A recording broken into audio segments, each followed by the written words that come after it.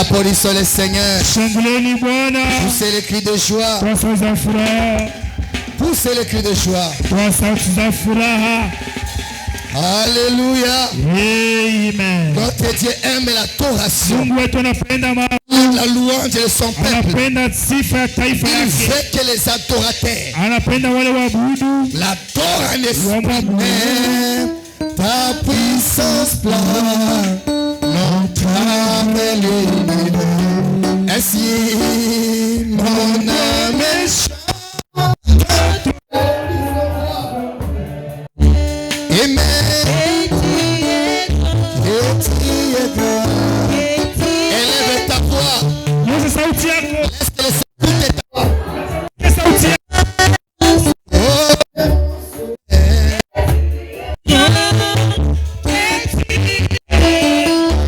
Je veux la voix de tout le monde. Mon frère, chante au Seigneur. Qu'il écoute ta voix. Qu'il soit aussi heureux de toi. Alléluia. Amen. Quand que dans les bois, dans la forêt, je marchais, alors j'entends les cris d'oiseaux. Quand je regarde la montagne, j'entends les bruits, soyez chez la brise. Alléluia. Alléluia. Dieu mon sauveur. Tu es grand. Jésus, tu es grand. Tu es Seigneur, tu es grand. méchant. Alléluia. Toi, Dieu mon sauveur. Amen. Et tu es grand. Et tu es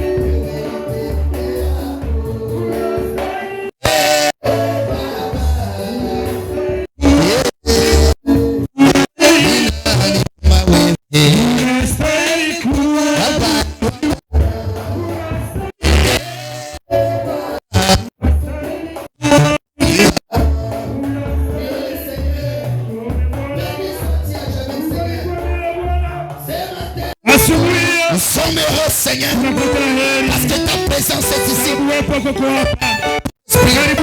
Bienvenue dans cette place. Dieu travaille ce matin. Je suis certain.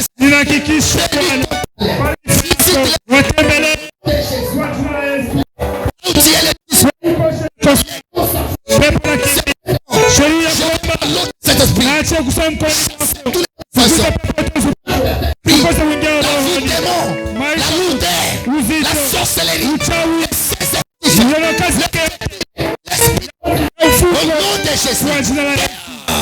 de Jésus, au nom puissant de Jésus, c'est ta lumière éternelle qui est ici ce matin. Feu du Saint-Esprit, brise de ton peuple, brise les chaînes, sur le nez de tes enfants, sur le cou de tes enfants, qu'ils soient libres.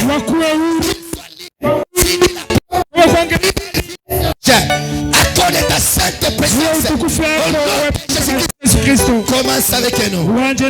Termine avec nous. Nous lisons merci. Nous disons merci Seigneur. Nous disons gloire à toi Jésus. Nous disons Hosanna. Alléluia. Amen. Gloire à toi. Au nom puissant du Seigneur Jésus-Christ. Ainsi nous avons prié. Amen. Applaudissons le Seigneur. Poussez les cris de joie. Veuillez s'asseoir. Que le Seigneur bénisse richement. D'être ce matin à sa maison. Il aime l'adoration de son peuple racheté, de ceux qui savent quoi, ce qu'ils disent. Ce n'est pas une adoration vague, non. Cela doit venir du cœur, d'un cœur racheté. Si tu le dis d'un cœur racheté, tu vas parler cela avec une voix différente. Mon âme chante. Nafsi yangu na msifu. Mais c'est adoration. Que Dieu soit béni à jamais. Nous avons ici des anniversaires. C'est 2 ou 3. Raël Ayenga pour le 7 ans. Kerame pour le 10 ans. Nous avons Francine Mupenga pour le 8 ans. Nous allons les inviter, nous allons prier pour eux avant de commencer. Bon anniversaire. Bon anniversaire. Bon anniversaire, bien-aimé. Bon anniversaire.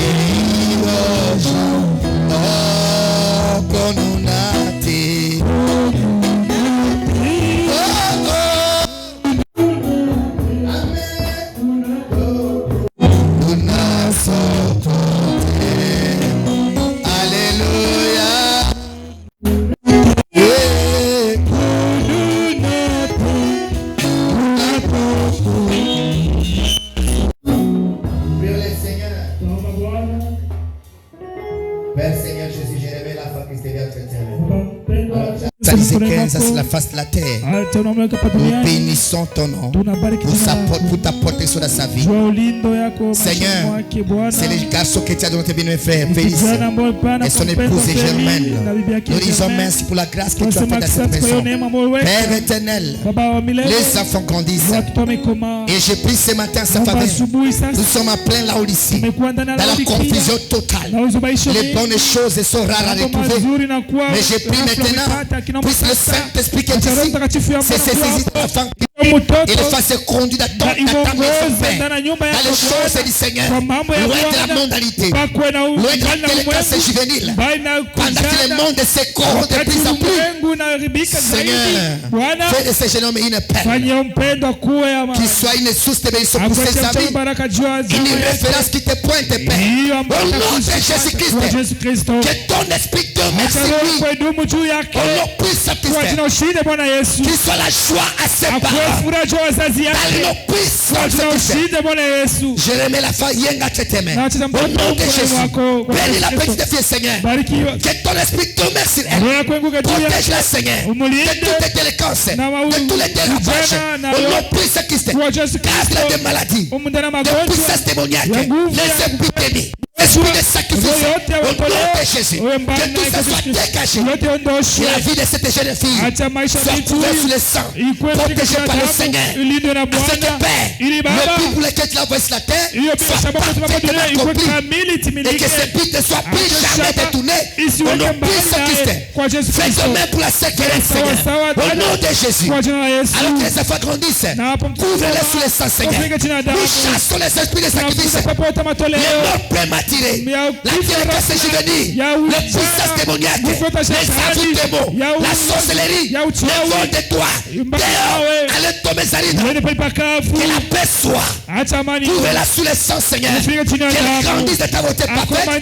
que le but pour lequel tu laisses la face de la terre soit aussi protégé et aussi accompli. Au nom de Christ, qu'elle soit la joie de sa famille. Je remets la petite à tes mains, Seigneur. Où est la de ta présence, Père? Toutes les malédictions, les maladies, la mort prématurée, les destins détournés, au nom de Jésus. Seigneur, je mets la petite cour là sous le sang. Qu'elle soit préservée dans la Odyssée. Seigneur, qu'elle soit des lumières. Qu'ils soient tous des lumières. Ténèbres. Qu'ils soient tous les signes de ta protection dans ce monde corrompu. Et laisse que ces enfants grandissent à ta maison et qu'ils te servent, Seigneur. Qu'ils soient des témoins de ta présence. Au nom puissant de Christ. Ainsi les enfants, je vous remets tous à toi, Seigneur, pour une vie consacrée, abandonnée, sous sa protection, jusqu'à ce que le Seigneur revienne. Nous répondons au nom puissant de Christ. Amen. Amen. Applaudissons le Seigneur. Les enfants, que le Seigneur bénisse richement. Que Dieu vous bénisse. Chacun d'entre vous qui vous garde de ces Laodicées corrompus. Amen. Saluez votre voisin avec sourire. Avec sourire, mon bien-aimé. Dites-lui que Dieu te bénisse. Je t'aime. Amen. Est-ce que vous vous aimez réellement? Saluez encore avec joie. Dieu te bénisse, mon frère. Je t'aime. Vous bénisse. Vous êtes là ce matin. Amen. Moi, j'ai la joie d'être dans la maison du Seigneur. Ça a toujours été un privilège. Ne croyez pas que c'est du hasard. Hakuna ya kirafla hapo. Les enfants naissent, les gens meurent. Watoto wanazalika na watu wanakufa. Et ce n'est pas du hasard. Na hiyo haiko ya rafla. Tout ce que nous faisons, yote ambayo tunatenda, c'est dans la trajectoire du Seigneur. Inakuwa ndani ya hiyo njia ya Bwana. Si tu le savais, ungeitambua, tu veillerais à ta voix. Ungekeshia kwa njia yako. Nous sommes souvent très distraits. Asi tunakuwa kila mara ndani ya uzubaisho. C'est pourquoi nous prenons les choses sérieuses avec beaucoup de légèreté. Joma tunakamata mambo ambayo yanakuwa kabisa ya sérieux na uzaa kabisa mingi. Ton petit travail n'est pas plus important que la volonté du Seigneur. Hiyo kazi yako ndogo haiko kabisa ya faida kushinda mapenzi ya Bwana. La volonté du Seigneur, mapenzi ya Bwana, un mystère. Inakuwa huduma kwa siri. Pour connaître la volonté du Seigneur. Hawakimbia juu tambue siri ya Bwana. Nous allons mettre debout pour lire la parole du Seigneur. J'ai la joie de vous voir. Et aussi heureux de vous servir. Frère, c'est un merveilleux travail de servir le Seigneur. C'est un merveilleux travail de servir le Seigneur. Mais de le servir dans sa volonté parfaite. kumtumikia katika mapenzi yake kamilifu. Amen. Amen. Que Dieu vous bénisse. Mungu awabariki. Je remercie le Seigneur pour sa présence ce matin. Nashukuru Mungu kwa uwepo wake asubuhi ya leo. Allons dans le livre de Jean 10. Twende kitabu cha Yohane sura ya 10. Ce matin, je voulais prendre pour sujet le service fait par le Saint-Esprit ou bien les œuvres du Saint-Esprit. Asubuhi nakamata kama somo kazi iliyofanya na Roho Mtakatifu au matendo ya Roho Mtakatifu. Amen. Le titre n'est pas important, mais c'est ce qui va être dit qui est important. Somo kabisa au cha juu sio haina maana, lakini ndani ndio tutaona maana. Jean 10:4 dit ceci. Jésus leur répondit, n'est-il pas écrit dans votre loi? Yesu akawaambia haikuandika ndani ya sheria yenu? J'ai dit vous êtes Dieu. Nasema kama mko wa Mungu. Si elle a appelé Dieu, c'est à qui la parole de Dieu a été adressée. Kama ita wa Mungu wao ambao neno Mungu ilipewa. Et si l'écriture ne peut être anéantie, na kama neno haiwezi kuharibishwa, celui que le Père a sanctifié envoyé dans le monde, vous lui dites tu blasphèmes. Yule mwenye Baba alitakasa na kumtuma duniani mnasema kama anakufuru. C'est parce que j'ai dit je suis le fils de Dieu.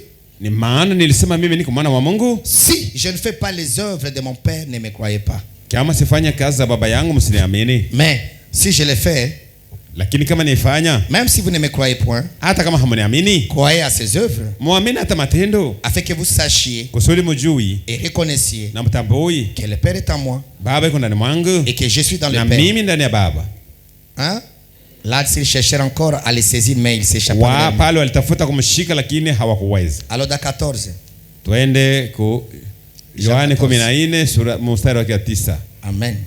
Jean 14:9. 14 mstari wa 9.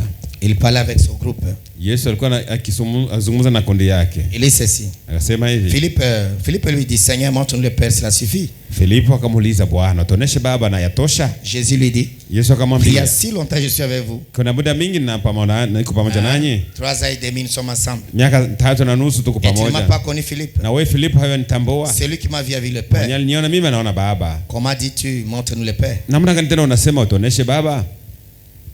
Ne crois-tu pas que je suis dans le Père et que le Père est en moi? Hawamini kama niko ndani ya Baba na Baba yupo ndani mwangu. Les paroles que je vous dis, je ne les dis pas de moi-même. Maneno yenyewe nasema haitoki kwangu mwenyewe. Et le Père qui demeure en moi, c'est lui qui fait les œuvres. Ni Baba mwenye anadumu kati yangu anafanya matendo. Croyez-moi, je suis dans le Père et le Père est en moi. Mniamini kama niko ndani ya Baba na Baba yupo ndani mwangu. Sinon, kama sivyo, croyez-moi à cause de ses œuvres. Mniamini kulingana na matendo. Les œuvres disent que le Père est en lui. Matendo inasema kama Baba yuko ndani ya Yesu. En vérité, je vous l'ai dit.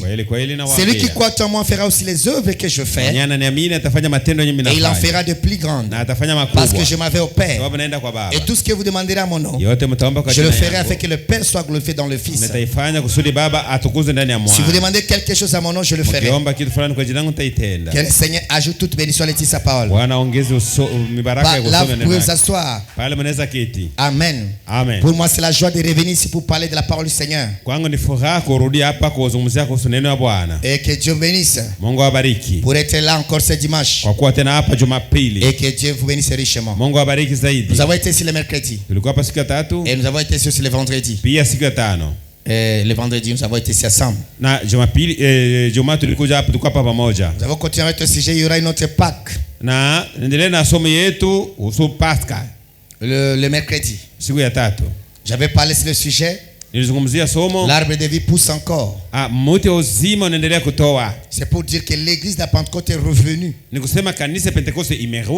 mêmes choses doivent aussi revenir. Ce n'est pas question de débattre. Ce n'est pas question de nouvelles citations. Ce n'est pas question de comparaison. Oh, nous dépassons Paul. Paul est petit. Ça, c'est pour ceux qui aiment beaucoup parler. Mais si nous sommes revenus, la même puissance doit se manifester. Les mêmes œuvres doivent revenir. Voilà ce dont nous avons besoin. Amen, Élise. Sortez du débat. Ça va vous garder, ça va vous donner la tête pleine. Les déséquilibres spirituels. Et il y a beaucoup de chrétiens déséquilibrés. Parce qu'ils ne savent pas ce qu'ils croient. Ce sont des fanatiques, des hommes et des pasteurs. Quand le pasteur change la doctrine, lui aussi change avec le pasteur. Parce qu'il ne connaît pas la parole. Mais tu es censé connaître la parole de Dieu. Amen.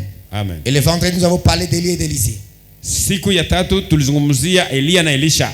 Nous avons parlé de là où la Bible dit assurément l'esprit d'Élie se repose sur Élisée. Tulizungumzia kuhusu kusema kweli roho ya Mungu iko juu ya mtu wa Mungu. Amen. Amen. Et moi j'ai dit assurément l'esprit d'Élie de Malachie 4 se repose sur les Éphésiens 4. Roho wa Mungu wa Malaki 4 ni juu ya Efeso 4. Si réellement kama kweli tu as croisé Élie de Malachie 4, la même onction qui était sur lui reviendra sur toi. Et si cette onction était sur toi, elle fera la même chose. Il n'y a pas d'hésitation, il n'y a pas de tâtonnement. Aujourd'hui, il y a beaucoup de ministères qui ne sont pas réellement connectés à Malachie 4. Pourquoi ils ne sont pas connectés? Parce qu'ils n'ont jamais reçu la double portion de l'esprit de Dieu. Les femmes disent Élie avant de partir, il devait préparer Élisée. Et Élisée avait reçu la même onction d'Élie. Mais avant de monter, Élie a laissé le choix à Élisée de choisir, de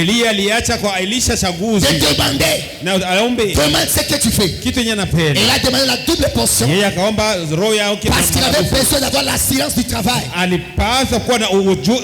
voulait pas faire le champ de bataille sans avoir l'assurance. Il ne voulait pas commencer le ministère sans onction. Il ne pouvait pas commencer à prêcher sans le Saint-Esprit.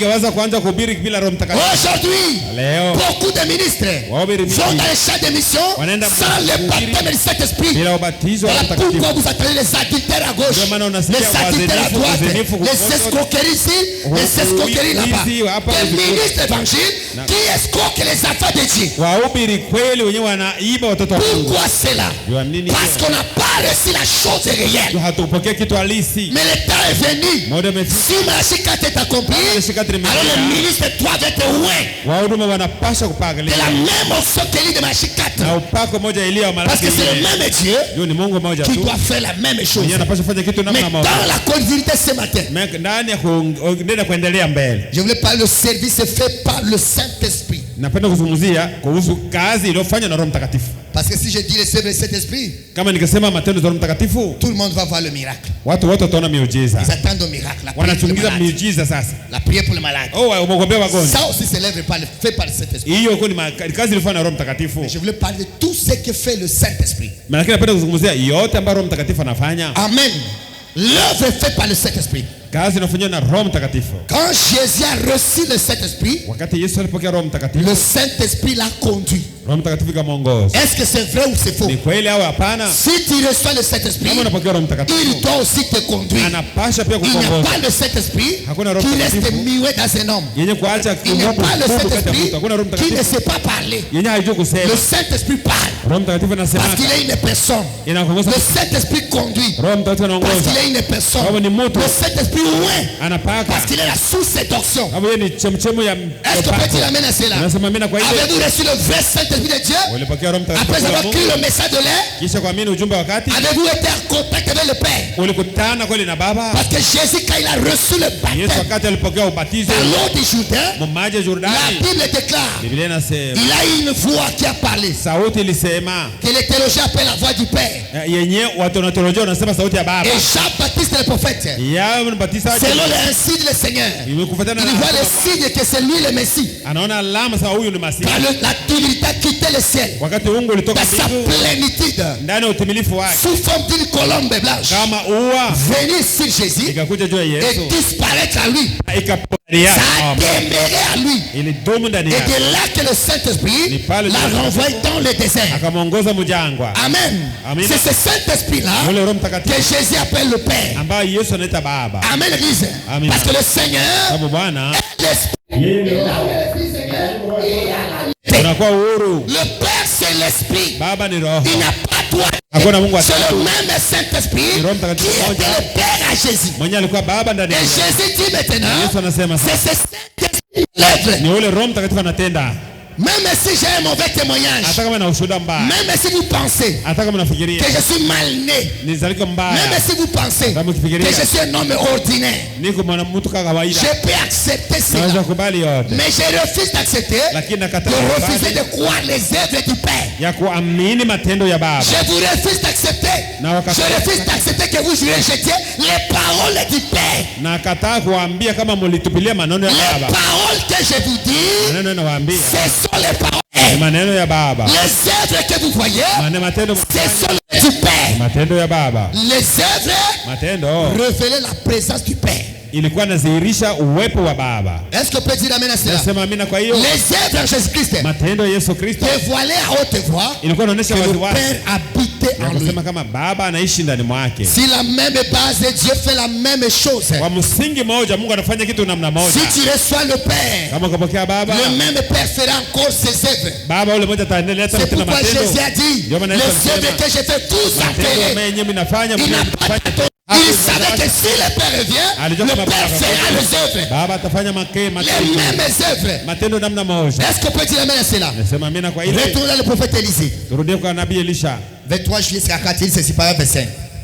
Jésus avait promis aux croyants une double portion de son esprit. Yesu aliahidia waamini sehemu maradufu ya roho wake. Les œuvres que j'ai fait vous en ferez aussi. Matendo mnafanya mtaifanya pia. Même davantage. Hata zaidi. Et le jour de la Pentecôte. Siku ya Pentekoste. Quand il est monté le jour de l'ascension. Wakati alipanda huko mbinguni. Le jour de la Pentecôte. Siku ya Pentekoste. Le même Saint-Esprit qui était sur lui. Roho Mtakatifu mmoja alikuwa juu yake. Et revenu sur l'église. Alikuja kurudia kwa juu ya kanisa. Est-ce qu'on peut dire amen? Tunasema amina. Est-ce qu'on peut dire amen? Tunasema amina. Il dit et je me demande aujourd'hui. Najiswali leo. Les gens qui prétendent avoir le baptême de cet esprit. Wanadai wanapokea ubatizo wa Roho Mtakatifu. Et qui prétendent avoir baisé le bord de la coupe de benzo de Dieu. Na wenyewe wanasema kama walibusu kikombe cha mibaraka za Mungu. Comment pouvons-nous rester tranquilles alors que nous voyons les choses se passer telles que se passent? Namna gani tutabaki kimya na wakati tunaona mambo inapenda kama inapenda leo? Il est temps de prendre ce Saint-Esprit. Inakuwa wakati wa kuchukua Roho Mtakatifu wake. Dont nous sommes oints ambao sisi tumepakwa. Où est le Dieu qui était sur Jésus-Christ? Na tuseme wapi Mungu alikuwa juu? Où est le Dieu d'Abraham? Wapi Mungu Abraham? D'Isaac. Wa Isaka. Et de Jacob. Na Yakobo. Où est le Dieu qui était sur notre Seigneur Jésus-Christ? Wapi Mungu alikuwa juu ya Bwana Yesu Kristo? Ce sont là les bénédictions. Ile pale ndio bibaraka. Est-ce qu'on peut dire amen à cela? Nasema amina kwa hilo. Dieu ne peut jamais les choses aller à ça. Mungu afanyake vitu kwa rafla tu. Quand Élisée s'attachait à Élie. Wakati Elisha alifungamana na Elia, c'était pour recevoir quelque chose de sa part. Ndio apokee kitu kutoka kwa Elia. Pourquoi tu t'attaches-tu à la parole? Unajua nini wewe unakangamana na neno? Pourquoi viens-tu à l'église? Unajua nini unakuja kanisani? Pourquoi dis-tu que tu crois le message? Unajua nini unasema unaamini ujumbe? As-tu déjà reçu ce que le message a? Ulishapokea yenyewe ujumbe inayo? As-tu déjà reçu ce que le prophète a? Ulishapokea yenyewe nabii iko nayo? Le prophète c'est la parole de l'air. Tulisema nabii ni neno wakati. C'est le message de l'air. Ni ujumbe wakati. C'est la promesse du jour. Ni ahadi ya siku. La promesse du jour. Ahadi ya siku. C'est besoin. Ina yote ambayo siku inahitaji.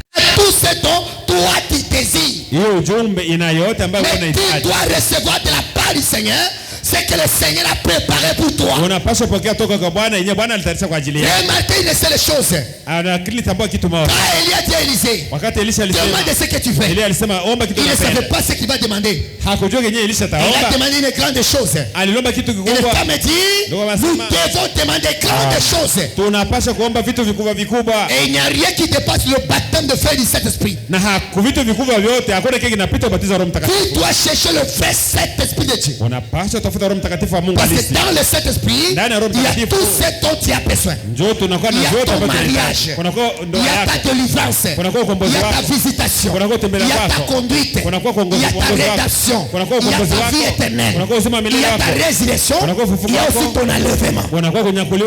Sans le Saint-Esprit, tu es déclassé de la promesse. La plus grande chose à demander, c'est le feu et du Saint-Esprit. L'argent suivant le Saint-Esprit.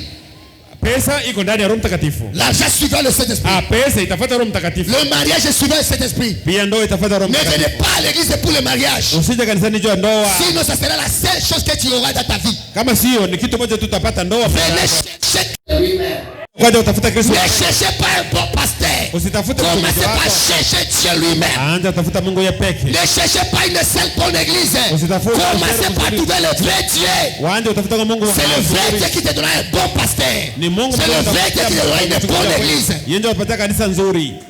Est-ce qu'on peut dire amen à cela? Où est le Dieu d'Élie de Malachikat? Où est le Dieu d'Abraham? Où est le Dieu d'Élisée? Où est le Dieu qui était si notre Seigneur Jésus-Christ?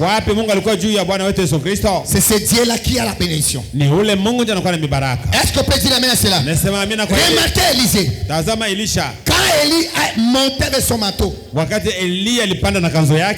la demande d'Élisée, il lui a dit, tu l'auras quand tu me verras monter. Mais quand il monte, il lâche le manteau. Que les femmes appellent la robe d'occasion. Une vieille robe est déjà usagée. Qu'est-ce que la robe usagée va faire à Élie? Qu'est-ce que l'usagé va faire? Élisée n'avait pas besoin de la vieille robe. Il avait besoin du Dieu d'Élie. Il n'avait pas besoin de la robe. Son premier cri, où est le Dieu d'Élie? Il n'était pas satisfait par la robe d'Élie.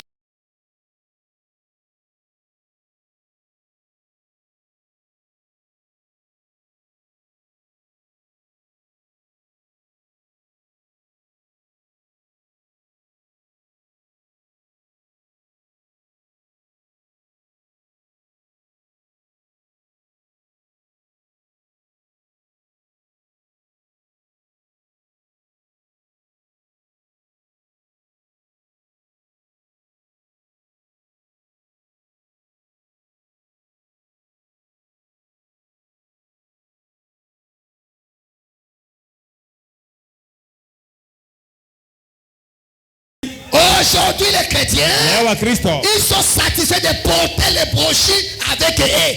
Wanatoshesha tu kubeba makanda ya nabii pamoja nao. De citer le frère Branham partout. Kutaja ndugu Branham alipote. Au point que c'est le nom de frère Branham ont pris la place du nom de Jésus. Ukiwango leo ni jina ndugu Branham inakamata jina ya fadha Yesu. Quand les gens entrent dans nos églises, Jésus n'existe pas. Yesu hayupo. C'est Branham a dit. Ni Branham alisema. Branham a dit. Jusqu'à ce c'est Branham qui rate la non pensée. Mpaka Branham ndio anaingiza. Jésus est chassé. Yesu anafukuzwa. Voilà pourquoi les gens ne savent pas prier. Ndio maana watu hawajui kuomba. Quand ils veulent fermer les yeux, ils voient Branham. Wanaona Branham. Quand ils veulent commencer à prier, ils pensent à ce que le frère Branham avait fait. Wanaona ile nyenye Branham alifanya. Tout ce que le prophète a fait, c'est un modèle pour ni mfano kwako. Mungu anaendelea kufanya historia. Il doit le faire par toi. Anapaswa kufanya. Ayez l'expérience. Ukuwe na zoezi. Il n'y a pas un homme ou une femme à cela. Hakuna mwile, hakuna ni wanaume tu au ni wanawake tu hapana. Vous qui ne venez pas à l'église tous les jours. Ninyi hakuja kanisa pour affirmer votre expérience. Vous allez surpris un jour que vous allez découvrir que tu n'as jamais commencé la vie chrétienne. Utaenda kuona sasa kumbe si maisha kizo ni mwenendo. De la faiblesse vers la force. Kutoka udhaifu kwenda kwenye nguvu. Chaque jour ta vie doit changer. Kila siku maisha yako inapaswa kubadilika. Élisée a posé la question. Wakati Elisha aliswali. Pour vérifier que si le même Dieu restait avec lui. Ajue kweli kama Mungu yule mmoja alibaki naye. Où est le Dieu d'Élie? Akapiga kanzo akasema wapi Mungu Elia? C'est que la robe a fait avec Élie. Yenye kanzo ilifanya na Elia. La robe a fait avec Élisée. Yenye kanzo ikafanya na Elisha. Est-ce qu'on peut dire amen à cela? Tunasema amina kwa ile. Nous avons les brochures. Tunakuwa na makanda. Ce sont les reliques des saints. Ni mabita takatifu. C'est la robe d'occasion. Ni kweli nguo ya mais nous avons besoin du Dieu de ces brochures. Amen. Tunahitaji Mungu wa ile mabroshiri. Vous veuillez confirmer akuja hakikishe que l'onction n'a pas quitté les brochures. Kusema upako haikuacha mabroshiri. Et l'onction est restée dans les brochures. Kusema upako ulibaki ndani ya makanda. Que les gens ont continué d'être sauvés. Nasema watu wanaendelea kuokolewa. Que la vie des gens est traitée d'être changée. Na maisha ya watu yanaendelea kubadilika. Nous ne croyons pas aux gens dont la vie ne change pas. Hatuamini watu wenye maisha yao hayabadiliki. Moi je crois à la sanctification. Mimi naamini utakaso. Et après la sanctification, le baptême. Après le baptême, le service se fait par le Saint-Esprit. ambayo inaanza kufanywa na Roho Mtakatifu. Quand le Jourdain s'est déparé, wakati Jordani ilipasuka, il traverse. Elisha les 50 fils des prophètes watoto 50 wa nabii sont venus lui demander, walikuja kumuuliza, ordonne que nous puissions aller chercher le corps d'Élie. Bon, uturuhusu twende tutafute mwili wa Elia. Peut-être Dieu l'a jeté sur la montagne. Labda Mungu alimtupa mwili wake kumkigima. Écoutez-moi bien. Mnasikia vizuri? Dans la simplicité. Ndani ya urahisi. Sans prier le Seigneur. Bila kuomba Bwana. Il a dit n'y allez pas. Si Elisha kaambia sema musiende yenu. Ils ont insisté. Allez-y vous cherchez vous-même. Sasa mwende mwe peke mimi sitaenda. Ils ont fait 3 jours. Walifanya siku 3 kutafuta mwili wa Elia. Hawakupata mwili wa Elia. Ils sont revenus. Wakati waliporudia. Vous ai pas dit cela? Sikuambia yeye sema hamtapata mwili wake. Ils ont crié assurément. Asema kweli l'esprit d'Élie. Roho ya Elia. De Malachie 4. Wa Malaki 4. Repose sur l'homme de Dieu. Imekuwa juu ya mtu wa Mungu. Mon frère ma sœur. Si notre ministère ne dévoile pas le même métier de William Branham, nous n'avons pas reçu la chose. Hatukupokea kitu halisi. Aujourd'hui, la chair est affaiblie à cause des hommes qui tombent tous les jours. Sakafu inakuwa dhaifu juu watu wanaanguka kila siku na nous cherchons à justifier le péché. Tunapenda sasa tuanze kuona glorifier le Seigneur. Na mahali tusifu Bwana. Celui qui s'aime mwenye tumkisha Bwana doit voir Dieu dans sa vie. Anapasha kuona Mungu ndani ya maisha yake. Est-ce que peut dire amen à cela? Tunasema amina kwa hiyo. Est-ce que peut dire amen à cela? Tunasema amina kwa hiyo. Est-ce que peut dire amen à cela? Tunasema amina. Est-ce qu'il y a quelqu'un qui croit cela? Tuko mtu anaamini hayo. Je vais relire la citation que j'ai lu la fois passée ici avant de continuer. Nitasoma tena nukuu yenyewe nilisoma mara iliyopita mbele niendelee. Cette citation que j'ai lu ici le vendredi. Ni iko nukuu niliyosoma siku ya tano. C'est une robe d'occasion. Ndani ya kanzu ya tombo la bwaka. Une robe d'occasion. Ni kanzu yenyewe ilishavaliwa. Amen. Écoutez ce que Frère me dit. Musikini yenyewe ndugu Branham anasema. C'est une robe d'occasion, je crois c'est le 6 décembre. Le 6 décembre. Écoutez, nous avons lu cela, paragraphe 53, il dit ceci. La robe d'occasion, mais une fois arrivé au Jourdain, il vous faut avoir le Dieu de la Pentecôte.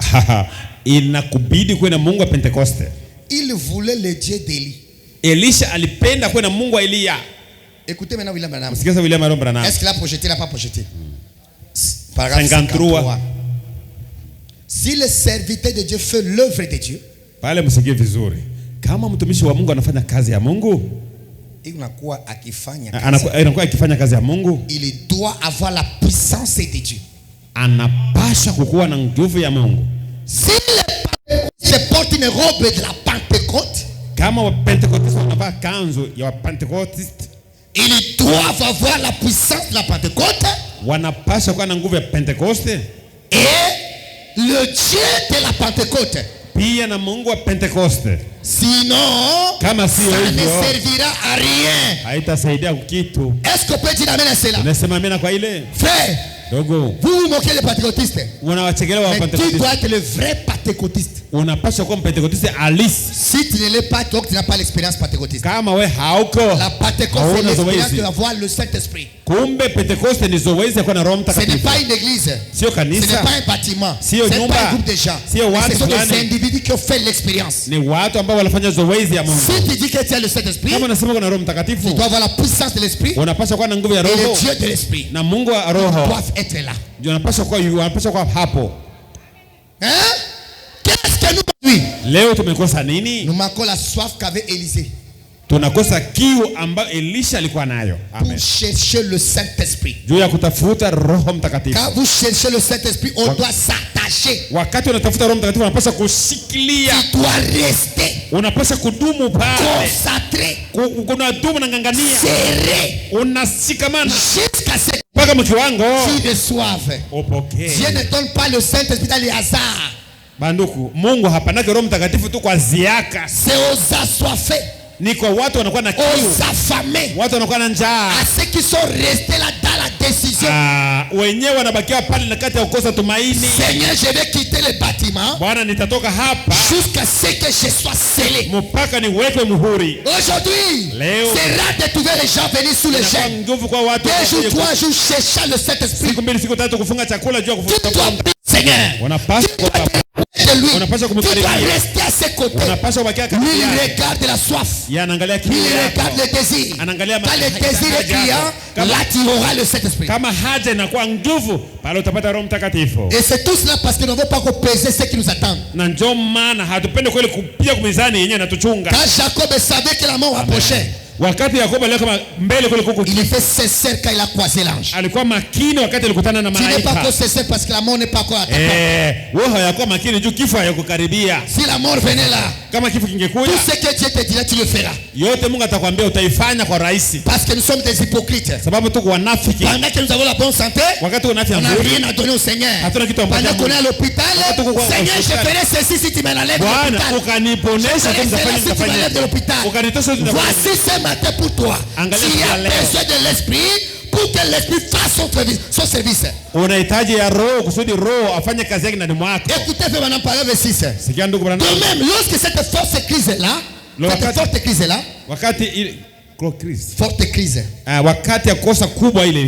avaient quelqu'un vers qui se tourner. Bien qu'Élie fût parti, il y avait un qui devait de l'eau sur ses mains, qui avait reçu une double portion de son esprit. C'est pareil pour ce monde de malades et pécheurs aujourd'hui, qui regarde la véritable église du Dieu vivant. Kanisa halisi ya kweli ya Mungu aliye hai. Celle qui a une double portion de son esprit. Ambayo inakuwa na roho maradufu ya roho wake. Que pouvons-nous faire à cet assis? Tutafanya nini kwa wakati hiyo? Frère, notre réponse ne devrait pas être notre réponse. Jibu yetu haingekuwa qui sera le prochain président? Nani kwa njoo atakuwa rais wa mwenye atafuata? Qui va remplacer Tshisekedi? Nani mwenye atakuwa nyuma ya Tshisekedi kisha? Est-ce que c'est Bemba ou c'est Nanga? Au ni Bemba au ni Nanga au ni nani? Ça c'est pas ton problème. Hiyo haiko shida, haituhusu wewe. Politique aux politiciens. Acha siasa kwa wanasiasa. Occupe-toi de ton âme. Wewe shughulikia nafsi yako. Hein? Quand les gens là font la politique, on a déjà appelé le pasteur là-bas. Wakati wanafanya siasa yao, wanaanza kunulia pale hata kipande udogo. Pasteur pour parler pour le Congo. Wanaanza kuita nini jo Kongo? Chaque groupe représente son groupe. Amen. Kila kikundi kinawakilisha kikundi chao. Les pasteurs représentent les églises. Wapasteri wanawakilisha l'armée. Wajeshi wanawakilisha les politiciens nous représentent. Wanasiasa wanatuwakilisha. Hein? Pour aller jouer là où ils sont partis jouer là, on a appelé les chrétiens. Il a déjà préparé pour ça, pour nous représenter. Toi aussi tu dois les représenter valablement. Comme un véritable chrétien. Pas les imitateurs. Pas les tantonnaires. Le monde regarde à l'église. Mais où est cette église du Dieu vivant? Il dit ceci. Où il n'est quelconque théologie. Nous devrions leur donner le Dieu vivant. Le Seigneur Jésus ressuscité. Tout le monde a crié, il est ressuscité. Il est revenu de la vie, de la mort. Mais où est-il maintenant? Mon frère, ma soeur, quand Jésus ressuscite la tombe, la responsabilité tombe sur l'église de le présenter au monde. Uwajibu unakuwa juu ya kanisa ya kumwakilisha dunia kama iko hai. Quand Pierre n'avait pas l'expérience, wakati Petro alikuwa hapata zoezi, il est parti se cacher. Akaenda kujificha. Mais aujourd'hui nous, lakini sisi sans expérience, bila zoezi, on sort témoigner. Tunatoka kushuhudia. Il va me dire, kama sema, si tu n'as rien, ne parle pas.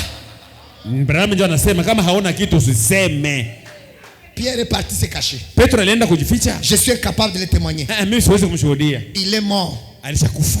On a dit qu'il est ressuscité. Je n'ai pas de preuve. Je vais parler seulement si j'ai la preuve. Prédicateur, le temps de parler est arrivé avec de muda umefika kama tunapenda kusema tuseme na dhihirisho. Turudie. Allons apprendre. Twende kujifunza. Allons à ses genoux. Twende kumiguu yake. Parce qu'il n'y a pas de croyants, mais parce qu'il y a beaucoup de formes de la chair. Ceux qui n'ont jamais reçu l'Esprit de Dieu, ils prêchent n'importe quoi. Ils disent n'importe quoi juste pour impressionner les gens. Je n'ai pas besoin de t'impressionner, mais j'ai besoin que le Saint-Esprit te touche, te donne l'expérience, celle que tu parleras, celle de toi-même. Ça ne sera pas avec le pasteur, toi seul. Dieu te touché, Dieu te conduit, Dieu te béni, Dieu te délivré, Dieu te donné l'esprit. Si tu as cette, la parole est accomplie. Est-ce que peut dire amen à cela? Un paradoxe. Quand Élisée est revenu, ça ne s'est pas arrêté là. Les miracles ont commencé. Des choses qu'il ne pouvait pas faire. Dieu doit travailler au travers de toi, des choses que toi tu ne sauras pas faire. C'est vrai. Mungu anashurutisha kutumika ndani yangu na vitu mimi sitaweza kufanya. Cessons de penser que c'est nous qui faisons quelque chose. Tuache kukumbuka sikuache sema ni mwanadamu ndio anafanya kitu fulani. Je répète cela. Narudishia hivi. Enlevez ces démons là. De nous mettre devant et nous mettons Dieu derrière. Na kutia Mungu nyuma. Voilà pourquoi les pas parmi nous. Ndio maana Bwana anatumika katika yetu. Si tu prier pour les malades, c'est soit moi qui prie pour les malades. Et quand il sera guéri, je vais dire j'ai prié pour les malades, je l'ai guéri. Personne ne guérit personne. Le Père me dit, tous les malades sont déjà guéris. Tous les malades ici. Il reste vraiment de croire que Dieu est guéri. Il reste de dire je suis guéri. Confesse que tu es guéri. Et ensuite agis comme un homme guéri. Peu importe ta maladie, tu verras que ça va disparaître. Parce que passer le désir, le même jour au calvaire, le même jour là, cette vendredi là, toutes les œuvres étaient achevées, tu étais aussi guéri. Aujourd'hui, nous renversons tout. Voilà pourquoi Dieu n'arrive pas à agir. Je veux que peut-être comprenne cela. Les salines de papa du message, les salines de la parole du Seigneur, il nous a destiné les âges. Quand la parole de ton âge arrive, c'est ta lumière. Wakati neno ya kizazi kinafika inakuwa nuru yako. Mais tu dois vivre cette lumière. Unapaswa kuishi ile nuru. Amen. Jésus a dit une fois. Yesu alisema mara moja. Lorsque les gens ne comprenaient pas qui il était. Wakati watu walikuwa hawajaelewa yeye ni nani. Il a dit. Akasema, si vous ne pouvez pas me croire. Kama hamwezi kuniamini. Voyez aux œuvres que je fais. Si muamini hata matendo nafanya. Et si je ne fais pas les œuvres de mon Père. Na kama mimi sifanye matendo baba yangu. Alors ne me croyez pas. Na hapo msiniamini. Mais lakini si je fais les œuvres de mon Père. Nikifanya makazi ya baba yangu. Croyez alors aux œuvres. Muamini basi kazi ya baba. Jésus accomplissait les œuvres de son Père. Yesu alikuwa akitenda matendo ya baba yake, kazi ya baba yake. Parce que lisez avec moi. Parce que on n'a pas projet. Useme na sauti. Parler avec une haute voix. Hein? Ah, OK. C'est pas quoi toucher. Jésus accomplissait les œuvres de son Père. Yesu alikuwa akitenda matendo ya baba yake. Parce que le Père était en lui. Baba alikuwa ndani mwake. Est-ce que nous pouvons dire la même chose? Amen. Et ça ici, ça c'est les œuvres du Père. C'est pas moi. Qu'est-ce que Jésus a de nous dire? Apprenons l'humilité. L'homme n'y peut rien. Dieu a de frais d'agir. Parce que nous sommes disposés à donner sa gloire à l'homme. Si tuko tayari kusema Mungu akitenda fulani ndio alifanya hivi. L'homme c'est un foutu. Mtu ni bure. Amen. Je veux que vous compreniez ça comme ça. Napenda muelewe hivi. Comme ça vous enlevez d'abord les grands hommes. Il n'y a pas de grands hommes. Il y a le grand Saint-Esprit qui fait des hommes grands. Si ndio hivi. Mutoshe mafikiri yenu. Fulani ni mtu kama kanombea kwa matata. Hakuna mtu mkubwa. Si je le dis l'esprit dans cet homme là, il deviendra comme un animal. Si. Kama roho Mungu katoka ndani yule mtu mwenye anamtumeni yake, atakuwa kama nyama. Il va faire tout ce que le diable pourra faire. Manake yote yenye shetani anafanya ataifanya. Frère, Cessons le fanatisme. Tuache ile ushabiki. Quand Jésus est venu, c'est lui le modèle. C'est lui l'exemple. Et le frère Branham courait derrière lui pour chercher à lui se ressembler. Alikuwa anakimbia nyuma yake atafuta mfanane. Nous maintenant, sasa sisi on est capable de faire ni l'un ni l'autre. Hatuwezi kufanya au kufuata Yesu au kufuata mfanana. Tunashindwa. On est capable de faire ni l'un ni l'autre. Tunashindwa kufanya moja au nyingine. On est capable de courir derrière Jésus. Hatuwezi kukurudia Yesu. On est même capable de chercher à ressembler à frère Branham. Au tufanane tena ndugu Branham kama nabii. Mon frère, ma sœur, quel est notre modèle? Sasa si mfano wetu ni nani? À quoi est-ce que nous nous identifions? Si tunafananishwa na nani? Parce que toutes ces choses le frère Branham a parlé. Vile vitu yote ndugu Branham alizungumzia. S'identifier à Christ, c'est chercher à lui ressembler. Ni Yesu kutafuta kufanana. C'est qu'il était qui doit l'être. C'est notre devoir aujourd'hui. Ni mzigo wetu leo. Ce ne sont pas de mystères. Haiko masiri. Les mystères sont déjà révélés. Masiri zinafunuliwa. Et les mystères révélés, c'est s'identifier à Christ. Ni wewe na mimi ressembler à Jésus. Tufanane na Yesu. Être à l'image de Jésus-Christ. Qu'est-ce qu'on doit dire encore? Tutasema tena nini? Toi, tu dois être le modèle pour le monde. Wewe unapaswa kuwa mfano juu ya dunia. Est-ce qu'on peut dire amen à cela? Nasema mbona kwa ile? Tu dois dire la parole. Kama wewe unatambulisha neno yake, unapaswa ulinganishe neno yake. Et en plus maintenant, zaidi sasa hiyo, les œuvres doivent t'identifier. Matendo ya Mungu inapaswa kukuimarisha wewe. Amen. Il dit ceci. Bien sûr. Jésus accomplissait les œuvres de son Père parce que le Père était à lui. Sababu baba alikuwa ndani mwake. C'est pour cela que na ndio maana les œuvres étaient accomplies. Matendo ilikuwa ikitimilika. Batoto mnasikia? Les enfants vous écoutez? Usiseme kuna Mungu kama kazi ya Mungu haifanyikani. Ne dis pas que tu y a Dieu pendant que les œuvres de Dieu ne se font pas. Si est bon, tu dis amen. Nous tous disons amen. Ponctué par amen. Pas dire que tu as Dieu parce que tu crois le message. Je ne crois pas ça. Après nous sommes niko na Mungu jumbe na amini ujumbe. Mimi siamini vile. Moi je crois que tu as Dieu. Mimi naamini kama kuna Mungu. Parce que tu parles comme Jésus. Kusema hapo ni kama Yesu. C'est le Père qui est en moi qui fait cela. Anepale neno sema ni baba mwenye ndani mwangu ndio anafanya hiyo. Tu me connais comme voleur. Unanijua sawa mwizi. Comme prostituée. Sawa mbaraka. Comme un raté. Mtu hana maana. Ça c'est dans l'histoire. Ile ndio historia. Lakini leo les œuvres qui se passent là, matendo yanapita hapa. Si mie. Voilà ce que nous devons dire. Ile ndio tunapaswa kusema. Et tu es capable de brandir ta vie actuelle. Unapaswa kusema bon, maisha yangu njoo kama kwenye nikusa makosa. Je ne crois pas. Je ne suis pas ce voleur là. Si kule mwizi tena wa zamani. Pas tu es la même personne d'hier et tu fais beaucoup de bruit. Hapana, uko tu le mwizi wa zamani na unafanya makelele mingi. Nous ne croyons pas cela. Hatuamini hiyo. Ce n'est pas le message de l'air. Si ujumbe wakati. Dites-moi amen. Musema amina. Je veux que vous disiez amen. Napenda musema amina kwa hiyo. Ne soyez pas comme des honorables. Msikose waheshimiwa honorable. Il doit y avoir de l'interaction. Unapaswa kukua uhusiano. Tu dois être ce que la parole dit. Unapaswa kwenye neno inasema. La seule chose qui faille, c'est quoi? Kitu yenye naanguka ni nini? On ne déploie pas d'effort. Ça c'est vrai. Hatufanyake nguvu. Je vais terminer à prêcher. C'est moi qui serai fatigué. Quand je vais m'attendre au résultat, tout le monde part dormir. Et ils viendront le mercredi pour écouter autre. Le pasteur t'a te laissé tenir Léo. Ils viendront le mercredi pour dire qu'est-ce que le pasteur va nous dire encore aujourd'hui. Ajoute quelque chose. Avant que je n'ajoute d'autres matières. Jacques 14 et 12 devrait d'abord s'accomplir. Yohane 14:12 inapasha kwanza kutimilika. On ne devait pas sauter cela. Hatuwezi kuvuka. Nous sautons les histoires. Tunatambuka maneno. Je ne sais pas où est-ce que nous sommes. Mungu naanza hapa tuliko wapi? Hajui kwenye tuko. Jacques 14 et 12 doit s'accomplir. Yohane 14:12 inapasha. Hébreux 13:8 soit la vérité.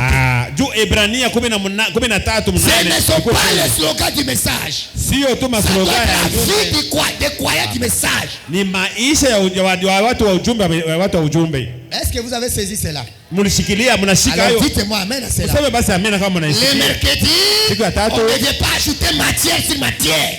Hatuje tu kuongeza masomo juu ya masomo. On doit vérifier si Jacques 14 et 12 c'est la parole. Tunapaswa tutambue kama Yohana 14:12 ni neno hiyo. Amen. Amen. Il n'y a pas d'effort. Kosa hatupinde kufanya hata nguvu kudeployer effort. Enthousiasme. Hakuna ile tena bidii. Il n'y a pas la réaction. Hakuna ile kutenda wakati unasikia neno unasema na mimi nijiweke ndani, hakuna. Quand Élisée est revenu, wakati Elisha alirudia, il arrive dans la ville. Anafika mumuchi. On lui dit, anamwambia l'eau ici n'est pas bonne. Mtumishi wa Mungu, hapa maji ni machungu, haiko mzuri. Et tout est stérile. Na hakuna tena kitu kinatoaka hapa, yote inakuwa tu na utasa. Il a l'onction. Yeye anakuwa na upako. C'est l'onction qui dévoile l'homme. Ni upako inaonyesha huyu ni nani. Femme dit, ndio kama sema, votre onction vous dévoile. Upako inakuonyesha kama uko nani. Élie était là. Élie alikuwa pale avec sa grande onction. Na upako yake kubwa. Ce problème était là. Na ile mashida ilikuwa pale. Mais maintenant ici, c'est la double portion. Inakuwa sehemu maradufu. Vous voyez cela? Unaona? C'est l'onction qui fait le travail. Ni upako ndio inatumikaka. Quand les choses ne marchent pas, on doit grandir dans l'onction. Amen. Wakati maneno hayendeki, tugue ndani ya upako. Tunapaswa kugua. C'est pour cette raison j'ai dit, j'ai besoin de ce Saint-Esprit qui se déplace dans la salle, qui saisit les gens. Mimi nahitaji Roho Mtakatifu mwenyewe kunatembea mtu. Où est ce Saint-Esprit quand nous avons crié? Roho Mtakatifu wakati sisi tunaaminiaka iko. La parole sort, les péchés commencent à pleurer. Batenda zambi bao peke banaanza kulia pale ndio kutoka. On n'a pas cité son nom. Hapakutaja jina yake. Wanaanza kulia. Anapanda kusaka. Aujourd'hui nous avons des pierres qui s'assoient ici les bancs. C'est là où tuko na majiwe yenye ne touche jamais. Neno haiwagusa hata kidogo. Même s'il est condamné, mais son cœur n'est jamais brisé. Roho yake haivunjiki. Parce que ce n'est pas le cœur de chair, c'est un cœur de pierre. Ni moyo wa majiwe, haiko wa mnofu. Tu as besoin de cet esprit qui touche les gens. Unahitaji Roho Mtakatifu mwenye kugusa watu. Brise l'incrédulité. Mwenye kuvunja kutokuamini. Amen. Tu as commis l'erreur, tu viens à l'église bonnement. Tu es trempé à la maison sans aucune condamnation. Badi, unatoka kwa nyumba ulifanya makosa, unakuja kwa kanisa, onekala kama bwe, kisha unarudia bila hukumu. Ce n'est pas l'église de Dieu vivant. Hiyo sio kanisa ya Mungu aliye hai.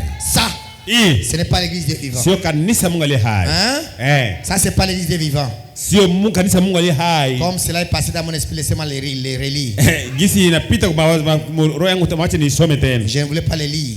Sikupenda kusoma. Mais je vais le lire parce que le frère m'a le dit. Lakini nitapenda kuisoma ndio ndugu mama asema. Amen. Amen. Laissez-moi le retrouver. Mwache nitafute. Frère, ndugu, il y a une église que le frère m'a désire voir. Kuna kwa kanisa ambayo ndugu mama anapenda aone. Et si je ne l'ai pas retrouvé directement, malheureusement. 51, 53. Je vais le retrouver. Unaipata. Laissez-moi d'abord le voir ici. Mwache kwanza nitazame kama ndio hayo. Et paragraphe 255. Paragraphe. Bon, avant cela, je vais lire d'abord la suite. On va y arriver parce que ça y est là. Il dit ceci. Il dit ceci. Paragraphe 253. Où est-ce que je lisais encore? Un paragraphe 200. Je vais de lire 251. Oui, 253. 253. Je suis à 253. Il dit ceci. Il dit: Jésus accomplissait les œuvres de son Père parce que le Père était en lui. C'est pour cela que les œuvres étaient accomplies parce que le Père était dans le Fils. Le croyez-vous? Croyez-vous qu'il était en lui et qu'il était le Dieu incarné? Le croyez-vous? Croyez-vous? Il dit que Dieu est Dieu le Père qui était le Père de Jésus-Christ. Le grand esprit habité de la plénitude de sa puissance Jésus-Christ, qui était le tabernacle de Dieu fait chair, et qu'il habitait sur terre, représentant la parole. Jésus était la parole. La Bible le dit. Il dit la parole était invisible. Maintenant écoutez attentivement. La parole était invisible jusqu'à ce qu'elle ait été faite chair. Et alors la parole devait visible. Quand Dieu manifeste ses œuvres, c'est la parole invisible qui devient visible. Voilà la parole faite chair. Dites-moi amen à cela. Ce n'est pas un slogan. Comme on a l'habitude de tout amener dans les slogans. 254. Il dit ceci. Et au travers de sa mort, par laquelle il souffrait en sacrifice au calvaire, ambayo yeye peke alijitoa et au travers de sa résurrection, na kupitia ufufuo il a wake placé son église aliweka kanisa yake côté position dans ces domaines, kuhali ya msimamo kati ya ile afin que fasi, ce même Dieu invisible kusudi ule Mungu mmoja sionekana puisse entrer dans l'individu aingie ndani ya mwanadamu et rendre la parole visible. na afanye neno ionekane kuwe hai. Dites-moi amen kabisa. Sema amina bandugu. Frère, ndugu, ça, ile tu n'as pas besoin hauhitaji de connaître les 7 tonnerres pour vivre ça. nijue kwanza ngurumo 7. Hapana, hauhitaji kwa kujua ile. Tu n'as pas besoin de connaître que les frères vont amener le 6 avril, célébrer cela pour vivre ça. Haona hitaji nabii alizalika siku ya mwezi fulani hivi. Hapana, tusherekea, hapana. Tout ça c'est la distraction. Yote ile ni kuzubaisha watoto wa Mungu. Amen. Si kama la colonne de feu est revenue, nguzo ya moto imerudia alors kanisa, qu'elle fasse ses œuvres. nijue ifanye kazi zake. Pas Hapana, dans le frère Branham seulement. hapana tu ndani ya ndugu Branham yeye Dans peke, l'individu. ndani ya mtu. Voilà ce que nous croyons. Tazama Yesu La tunaamini. parole n'est pas réservée au pasteur seul. Neno Nous, ministres, kwa ça, Mungu wa tous Mungu. les corps de Christ Ni kwa mwili mzima doivent se manifester dans ta vie. unapasha kuona Mungu akidhihirishwa ndani ya maisha yako. Sinon, Kama si hivi, tu ne possèdes pas ce que tu confesses. wewe hauna chenye unakiri. Les mamans, est-ce que peut dire amen? Bamama tunasema amina. Les mamans. Bamama amina. Les papas, est-ce que peut dire amen? Baba tunasema amina. Vous les jeunes gens, Mweba vijana est-ce que peut dire amen à cela? tunasema amina. Moi, je vais vivre la parole, le jour où je deviendrai ministre. Pas ça. Mie nitaishi neno mpaka siku nitakuwa mhuduma mhubiri. Que tu sois Hapana, ministre ou pas, tu dois vivre la parole. ukwe mhuduma sio mhuduma, ishi neno. Pasteur ou pas, tu dois vivre la Ukwe parole. mchungaji wa hapana, ishi neno. Est-ce qu'on peut dire amen à cela? Tunasema amina kwa ile. J'aurais souhaité que mon église comprenne cela. Nilipenda kabisa kanisa yangu baelewe. Si vous pouviez voir, Kama unaweza mes kuona amis, le Dieu invisible est rendu manifeste. Mungu asionekana anazirisha aonekane waziwazi. Étudions cela encore. Écoutez, frère maintenant. C'est là où je vous amène. Tusome tena hii tena. Pale ndio niko nawaleta. Ce que le frère me disait sur l'église. Yenyewe ndugu Branham alikuwa anasema kuhusu kanisa. J'ai souvent désiré entrer dans une église. Mie Branham nilipenda mara mingi ningie mkanisa. J'attends ardemment de voir cela. Mie nangojelea nione ile. Je pense une église où je pourrais entrer par la porte de derrière.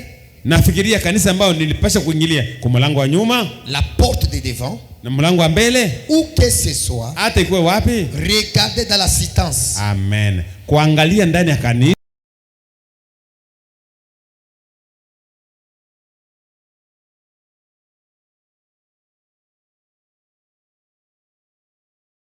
Zacharie, tu as bien fait d'être à ton poste du devoir. Zakaria alifanya mzuri kwa nafasi yako ya Que kazi. Dieu te bénisse. Mungu akubariki. Ta femme va concevoir. Bibi yako atapata mimba. Elle amène le raisonnement.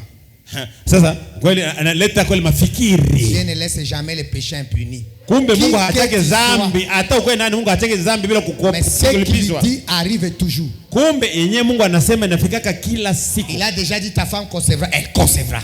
Na alishasema bibi yako atazaa na atapata mimba, Mais atabeba mimba. l'incrédulité n'arrête pas Dieu. Kumbe kutokuamini haisemeshaki Ça Mungu. arrête les douteurs. Inasemesha ndio msioamini. Hein? Il a parlé. Malaika alisema Là-bas, la femme a conçu. bibi kule wake wachakalia akapata mimba. Il a parlé devant la Marie. Tu Marie, tu vas concevoir. Malaika akaonekana kwa Maria. Maria utapata mimba. Ça va se passer comment? Itapita aje? Le Saint-Esprit, Roho Mtakatifu. le Créateur, Muombaji. l'Esprit qui couvait les eaux. Roho yenyewe ilikuwa ikisiwia maji, ikitembea juu ya maji. Pendant qu'il roucoulait, Wakati ilikuwa les eaux séchaient. maji ilikuwa Les ikikauka choses se mettaient en ordre. na vitu vilikuwa vikisema Là au commencement, kwa hapo mwanzo. l'esprit là Roho ile viendra sur quoi? itakuja Sur juu toi. yako. Va roucouler. Et le Weka tena. Saint-Esprit qui naîtra là, Na mtoto Dans le nom de pale. Jésus. Umpatie jina la Yesu.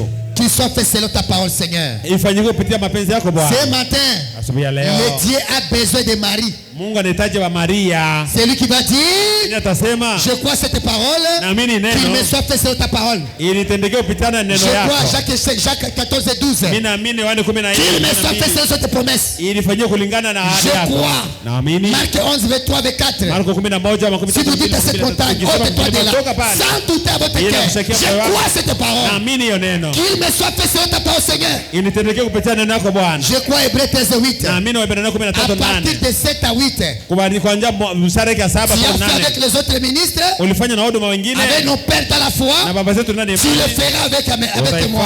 Je crois à cette promesse. naamini ni ahadi. C'est le temps maintenant. Ni wakati sasa. Vous qui avez des conducteurs justes, vivez comme vos conducteurs. Ninyi mnakuwa na waongozi wenye kwa haki. Montrez que vous avez des bons pères. Mnakuwa baba nzuri. Est-ce que peut dire amen à cela? Tunasema amina kwa ile. Est-ce que peut dire amen à cela? Tunasema amina kwa ile. Dans la foi parfaite, Proverbe 70, il dit ceci. Verset 8, ce sont 3. Foi parfaite. Imani kamilifu. Amen. Mahubiri. Amen, église. S'il y a l'onction, Dieu honore. Kama kuna kwa upako kweli Mungu anaheshimisha. La veuve de Sarepta vient chez Élisée. Alifanya kwa Elisha. La veuve de Sarepta. Kwa mwanamke ule mwanamke mkubwa bwana wake wa Sarepta. On veut prendre mes affaires pour des esclaves. Bataka beba watu yangu bakwe batumwa juu ya deni. Qu'est-ce que tu as? Elisha kauliza yule mwanamke, "Una nini nyumbani mwako?" J'ai une bouteille d'huile. Niko na kachupa tu kama mafuta. Ramasse les récipients, remplis-les. Wewe ndio utafute mitungi na mabinika yote ulete. Il a fait ça. Wakati alimimia kidogo ile mafuta, la bouteille devient de fût, de bassin. Ile kama mafuta kidogo ikakuwa matuki na matuki ya mafuta. Dieu, c'est le surnaturel. Mungu ni kimiujiza. Sans le surnaturel, bila kimiujiza, si njoo ile hakuna Mungu. Si tu n'aspires pas à cela, tu ne verras pas ça. Kama wewe hauendei ili kusema Mungu ndio kimiujiza, hautaona hayo. Mungu tumika. Mungu tumika. Dieu travaille. Mettez-le à l'épreuve par sa parole. Si useme Mungu kama wewe ulisema mimi napenda kwa nikuone hapa hivi. Que Jacques 14:2 doit s'accomplir. Unasema Yohana 14:12 itatimika. Voici mon problème. Angalia sasa shida yangu. Je le mets dans Jacques 14:12. Mimi naitia pale Yohana 14:14. Dieu ne va jamais te décevoir. Mungu hawezi kukatisha tamaa kamwe. Il n'aime jamais que sa parole tombe. Hapendake neno lake yanguke. Je peux tomber. Moi je peux tomber. Mimi naweza kuanguka. Mais pas la parole. Hapana neno. La parole ne tombera jamais. Neno haitaanguka kamwe. Dieu a dit. Mungu alisema. Si l'hypocrite cite la parole, Dieu confirme la parole. Pas l'hypocrite mais la parole. Hata munafiki anasema akitamka neno, Mungu atahakikisha neno yake, lakini hapana hakikilishe munafiki. Je ne suis pas hypocrite. Mimi si munafiki. Je suis sincère. Il va me confirmer. Atanihakikisha. Les œuvres que je fais, vous en ferez davantage. Makazi nafanya ni wakati wa kanisa. C'est ton temps peut-être tabernacle. Wakati yako umetenda. Sors-toi de la coquille. Totoke mukiganda. Commencez à croire. Tuanze kuamini. À demander les grandes choses. Na tuanze kuomba vitu vikubwa vikubwa. Il savait qui il était. Alijua kama yeye alikuwa nani. Sans l'ombre de doute. Bila hata shaka dogo. Il savait qu'il était le fils de Dieu. Yesu alijua kama yeye alikuwa mwana wa Mungu. Il le savait. Alijua. Car la parole faisait l'identification. Sababu neno ilikuwa ikimwakilisha, ikimtambulisha. La parole de Dieu identifiait qui il était.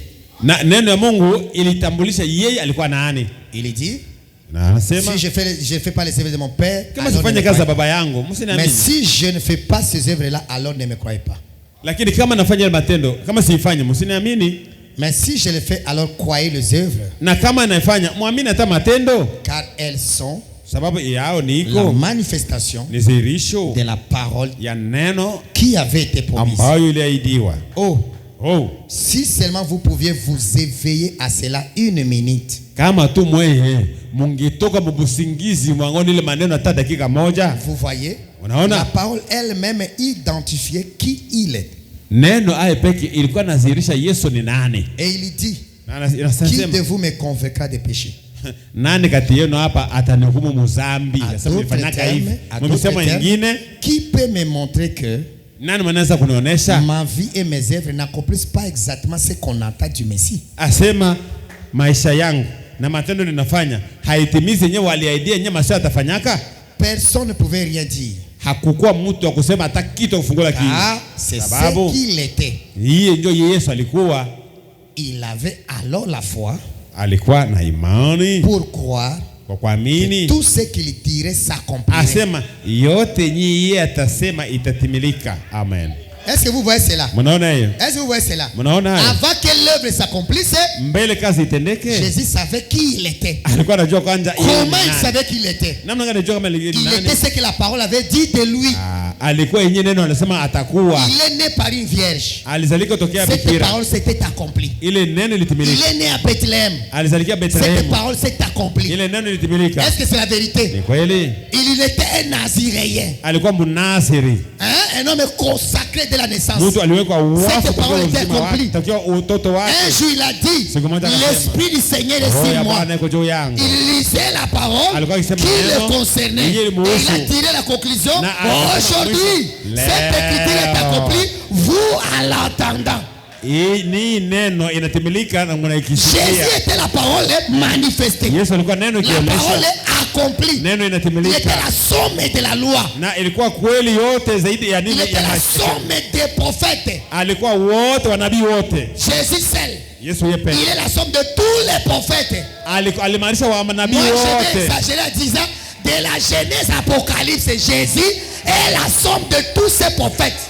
Mie napenda kuongeza na kutia chumvi zaidi kusema Yesu anabeba manabii wote kuanzia mpaka mwisho. Parole manifestée. Kumbe alikuwa neno ilizidi. Et la Bible dit au commencement était la parole. Hapo mwanzo ulikuwa neno. La parole invisible là. Neno yenyewe hakuwa inaonekana. La voici maintenant manifestée. Inaonekana. Et la Bible ajoute. Biblia inaongeza. C'est cette parole manifestée. Ile neno inaonekana. Qui a tout créé. Yeye lumba yote. Mon frère, ma sœur. Rien ne devait résister à cet homme là.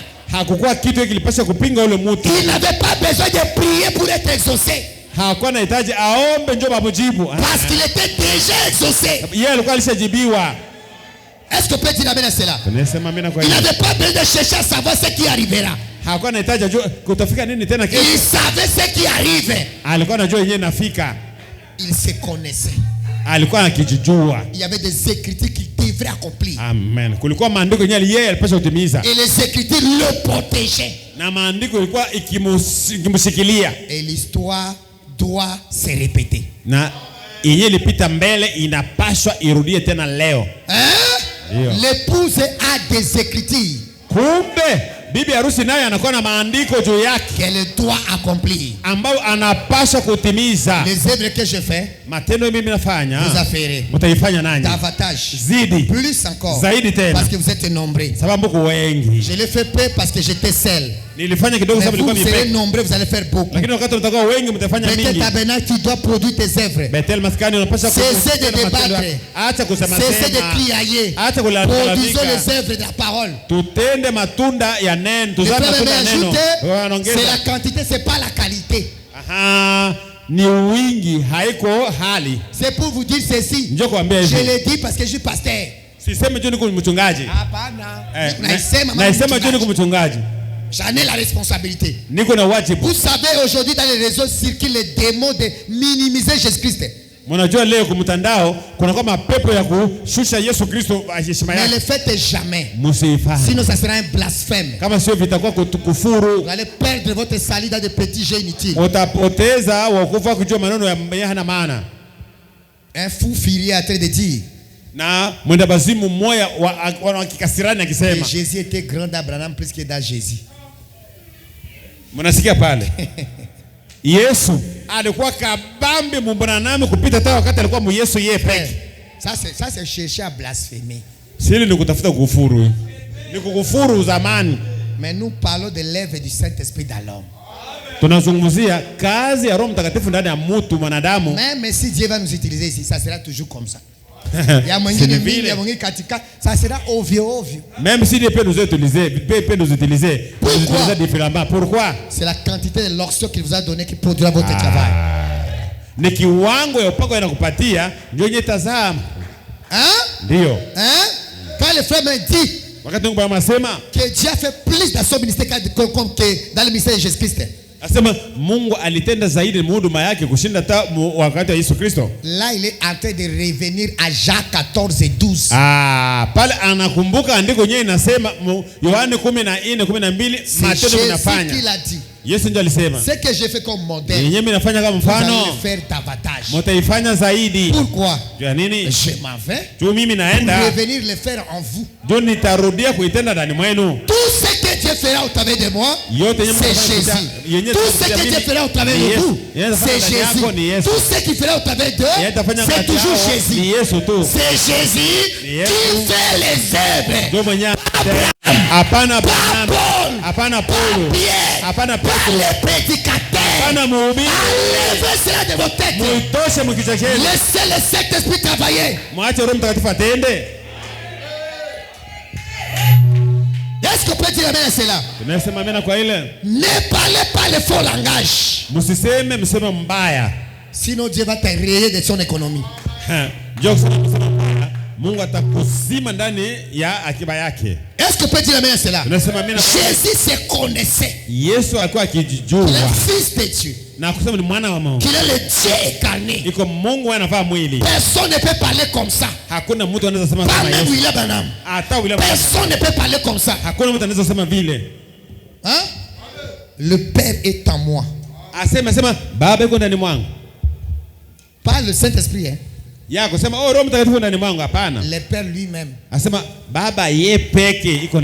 Tout le ciel est à moi. Je vais vous le donner quand je vais partir. Mais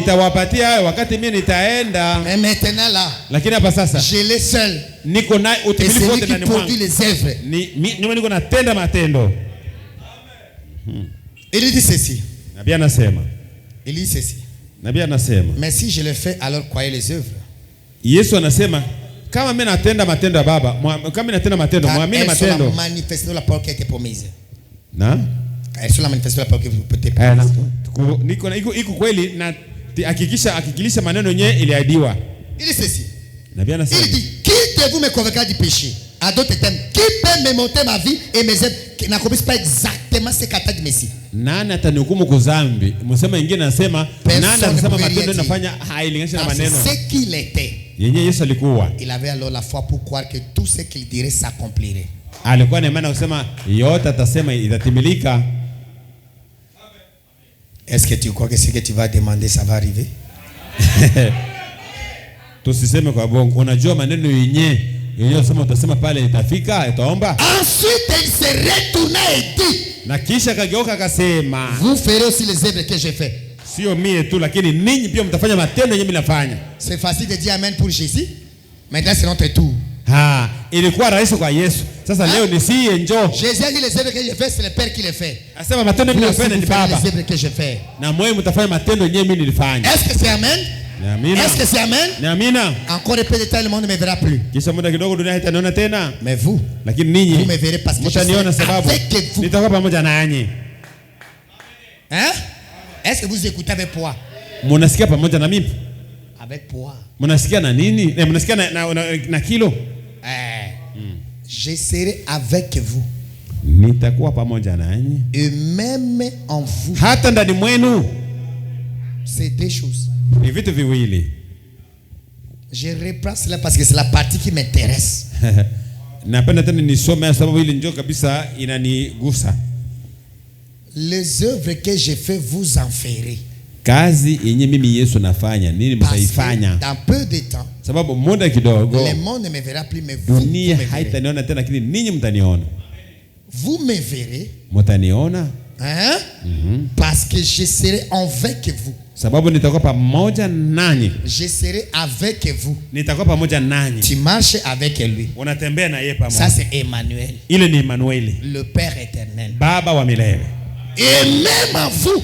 Atanda de mwenu. Ça c'est le Saint-Esprit. Hapa nakuwa ni Roho Mtakatifu. C'est des bénédictions dont nous devons être les bénéficiaires. Na mibaraka ile mbili inaanguka. Wenye? Tunapasha kufaidika. Tunapasha kufaidika. Frère. Dogo. Que Dieu soit en toi et avec toi. Pas les brochures. Abana kanda tu marches avec des brochures de prendre partout constate que tu es frère. Quand les choses ne marchent pas, on prend la photo des frères de la colonne de feu, on met sur l'oreiller. Wakati maneno hayendeki, wanakamata picha ndugu Branham, unatia kwa oreiller, unalelia hayo. Là vous allez penser qu'il rêve la colonne de feu. Il n'est pas là, lui c'est Branham. Pale utaweza sema iko na lota nguza moto pale analota Branham. Cherchez le Dieu de William Branham. Kumbe tutafute Mungu wa William Branham. Il sera en vous. Wakati atakuwa ndani mwenu et avec vous. Na pamoja nanyi. Ça suffit. Inatosha. Pour que tu marches dans la victoire. Juu tembee ndani ya ushindi. Ça suffit. Inatosha. Que tu pries pour le malade. Lui-même va s'en occuper. Yeye peka atashughulikia kuponyesha mgonjwa. Ça suffit pour garder ta vie sainte. Inatosha juu maisha yako ibaki takatifu. Dites-moi amen. Msema amina. Pasteur Anazara ou colonne de photo ange du Seigneur. Le pasteur a minimisé ou négligé la photo de la colonne de feu d'ange du Seigneur. Ça reste une photo. Tuseme wazi, tusikie wazi. Ile inabakia tu picha. Mais nous avons besoin de l'homme là qui se déplace. Si tunahitaji ndio ule mtu mwenye alikuwa anatembeaka ule mwenye alikamata photo. Ça touche les gens. Anagusa watu.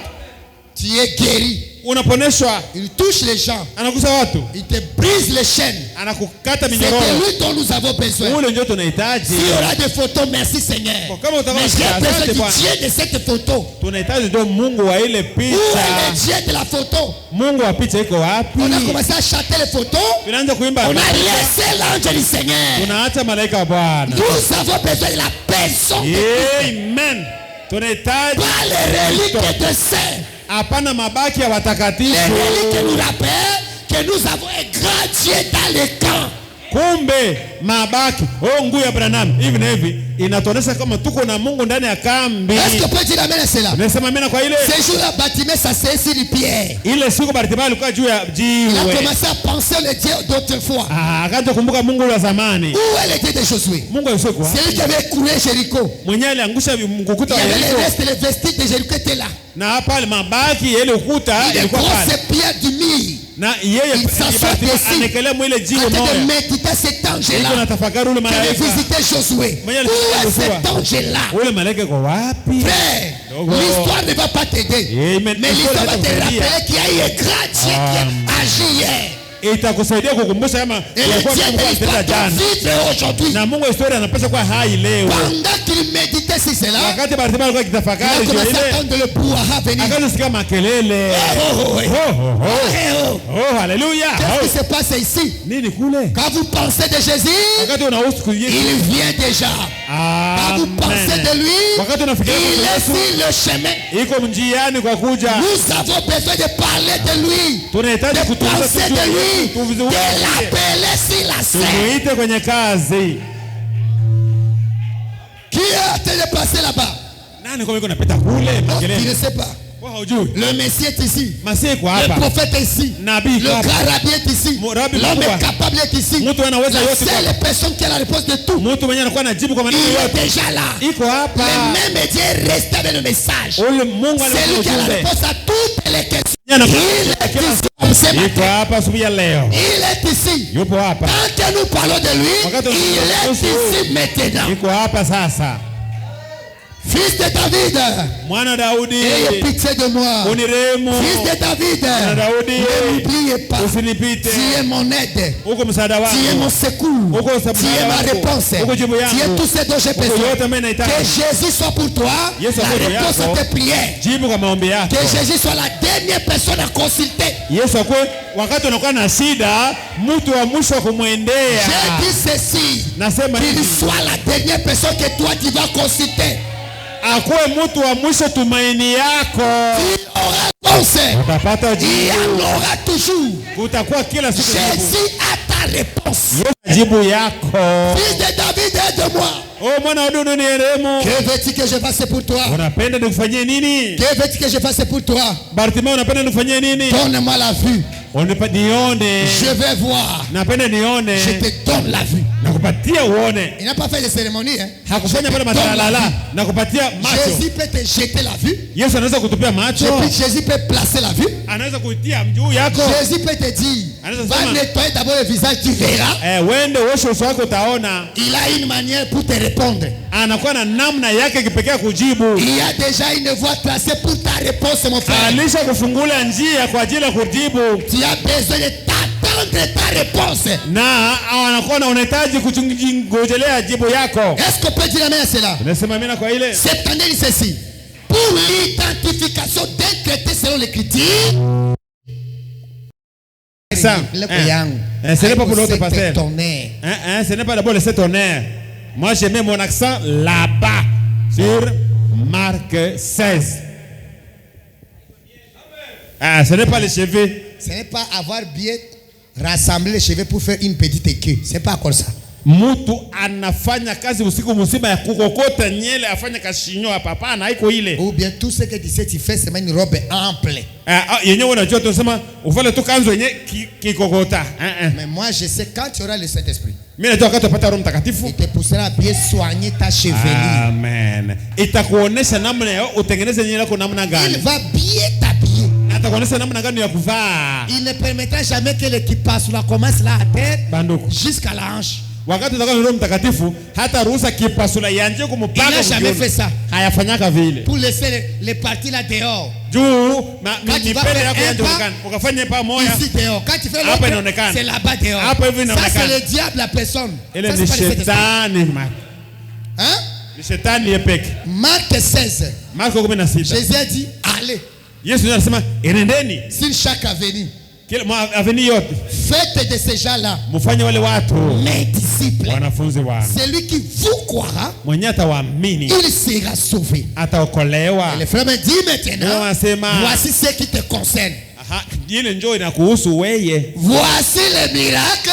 Tazama miujiza. C'est le frère qui le dit hein. Voici le miracle qui accompagneront ceux qui auront cru.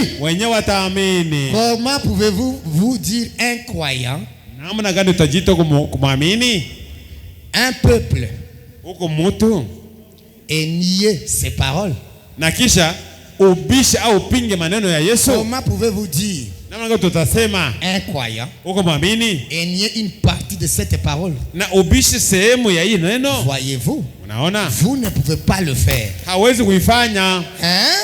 Vous n'êtes pas un croyant. C'est pourquoi ces miracles ne peuvent pas vous accompagner.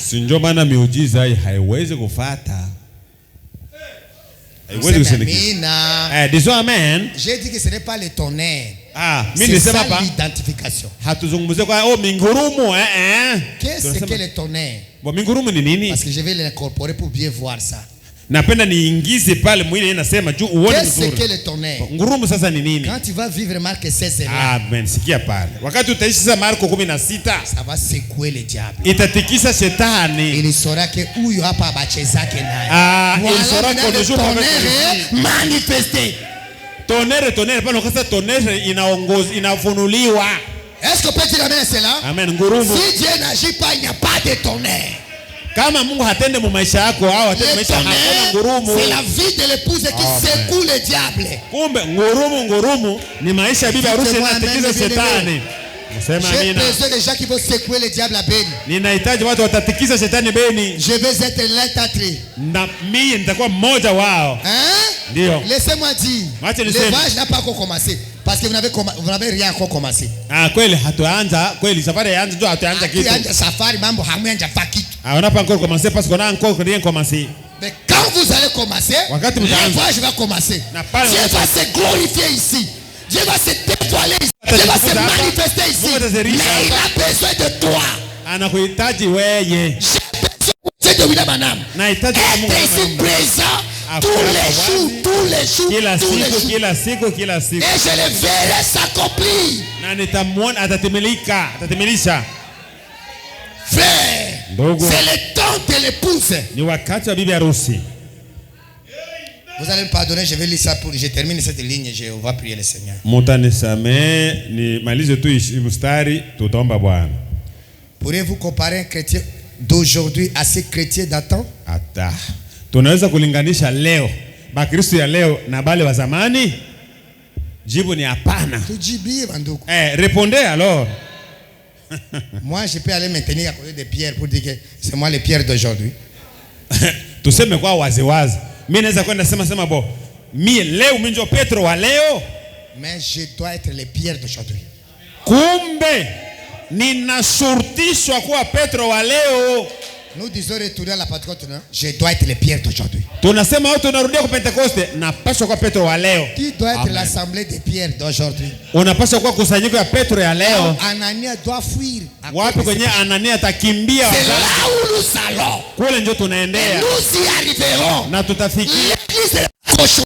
Na kanisa sio nyumba ya nguruwe. C'est pas le repère de tous les démons de la terre. Haiko mafasi ya mapepo yote ya ulimwengu. C'est pas le terrain de football des sorciers. Haiko kule kwa kucheza mpira. Les savoir qu'il y a un Dieu au ciel et qui habite dans le cœur des hommes. Wanapaswa kujua kama kwa mbinguni wanaisha. Ils doivent le savoir. Wanapaswa kutambua. Ils doivent aussi le témoigner. Wanapaswa kushuhudia. Est-ce que peut dire amen à cela? Tunasema amina kwa ile. Moi je crois à cela. Ninaamini. Et je m'attends à cela. Un sorcier ne représente rien. Na mulozi sio kitu. Pas même les magiciens. Hata mchawi. Ils sont rien. Wako bure. C'est parce que l'église ne veut pas se reconnaître qu'ils ont assez de force. Ni juu kanisa haipende kujitambua. Njoo bali bala. Les prières de faiblesse sont puissantes. Maombi yako nasema kama mimi sijui kuomba iko na nguvu. Mais si tu commences à prier avec conscience, c'est différent. Ce sont les faits qui l'accompagnent. Na ukaanza kuomba na zamiri. Là le sorcier va pas même approcher ta maison. Pale mlozi hawezi kukaribia. Il va la saluer à partant. Kule hapana. J'ai besoin que ta vie change. Mimi nahitaji maisha kubadilika. J'ai besoin que le fait t'accompagne. Mimi nahitaji moto kupate. J'ai besoin que chaque acte s'accomplisse. Nahitaji tu sois moi, tu sois avec moi pour produire les œuvres. Kwenda ni mwangu juu kutenda matendo. Est-ce qu'on peut dire amen à cela? Que le Seigneur me donne cette pépite de gens, cette pépinière des gens. Ces disciples marchaient dans la puissance de Dieu en dehors de sa volonté. C'est un péché. Il y a des pasteurs pécheurs derrière la chair. On n'est de jamais Dieu. Kumbe habasaidia yake Mungu. Kazi yake ikufe. Si son œuvre peut mourir, que c'est le plus mourir. Il est vivant, il n'est pas mort. Iko hai, haiko mufu. Il n'est pas aveugle. Yeye anaona, haiko kipofu. Élie s'est lamenté, je suis resté le seul. Jésus a dit, Élie akasema, mimi nabaki mipeke. Mungu akasema hapana. J'ai 7000 que je me suis réservé. Senegal na il n'est pas le meilleur ministre pour aider Dieu. Non. Laissez-le du Seigneur. S'il a besoin de toi, il viendra vers toi. Il est parti chercher Moïse dans le désert. Parce qu'il avait besoin de Moïse.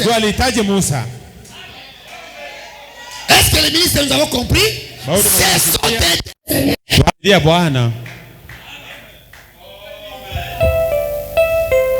il dit, n'aimeriez-vous pas avoir une telle église s'élever?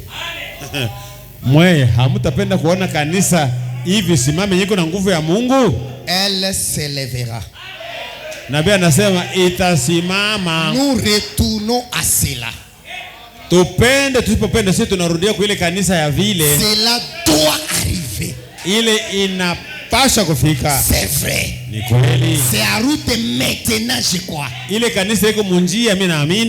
que peut dire amen à cela? Est-ce que peut dire amen à cela? Car la parole a identifié ce qu'il était. Et la même parole nous identifie. Neno iliyejitambulisha ilifanya na ile neno tu inatutambulisha nasi. Est-ce que c'est la parole? Est-ce que c'est la parole? Est-ce que vous croyez que c'est lui qui nous a appelé à croire le message? Et que ce n'est pas nos efforts pour croire le message. C'est là que ça commence. Il nous a choisi avant la fondation du monde. Il nous a placés dans la Odyssée. Il nous a donné un messager prophète. Le prophète de William Branham. Il nous a connecté à Malachie 4. Quand il a dit, moi Dieu, je vous avais Élie le Malachie 4 pour que Élie vous serve avec son message. Moi je suis connecté à ce Dieu-là. Par Malachie 4. Comme il a dit dans sa promesse. C'est pour cette raison il a dit, prononcez la parole, moi je l'accomplirai. C'est une alliance que je conclue avec vous. Elle est infaillible. Dans le nom de Jésus-Christ, je viens élever ma voix vers le Seigneur pour lui dire, la parole doit s'accomplir dans mes cœurs. Tout ce qui est dans la ouvrez-les l'attendement. Libère le Seigneur des rouilles et des fausses doctrines. Libère le Seigneur des rouilles et des traditions. Libère le Seigneur de toutes les malédictions nantes. Au nom de Jésus-Christ. Père Seigneur éternel, je remets peut-être ton église à tes mains.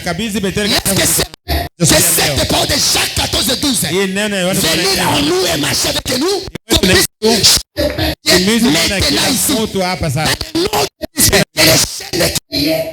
Les prisonniers de ces chaînes, mais ici maintenant, à le nom de Jésus-Christ, je viens détruire les cages qui les a emprisonnés. Au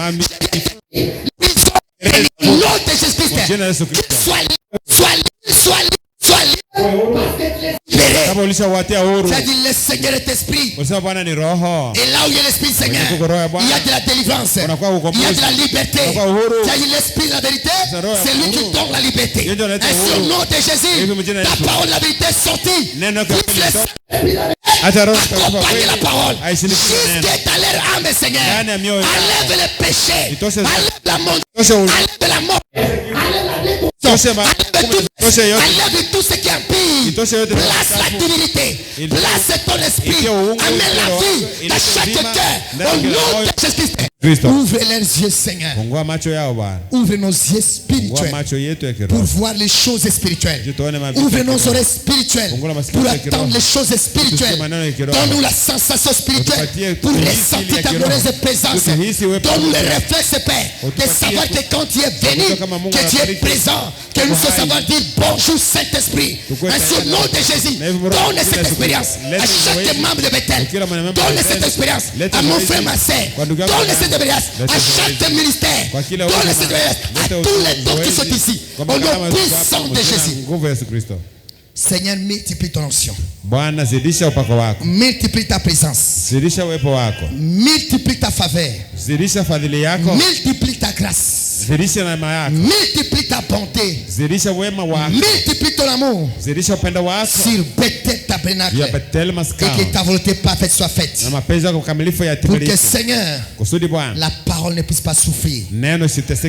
Et que la parole soit vivante ici. Je le crois de tout mon cœur que tu viens de le faire. Parce que j'ai agi sur base de ta parole.